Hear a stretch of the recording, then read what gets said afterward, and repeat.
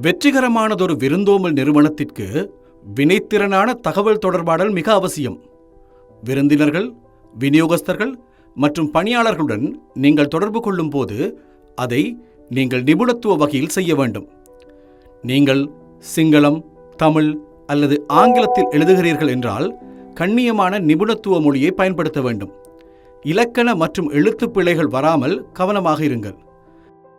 கவனக்குறைவான மொழி உங்களை பற்றியும் உங்கள் பணியிடத்தை பற்றியும் மோசமான தோற்றத்தை உருவாக்குகிறது.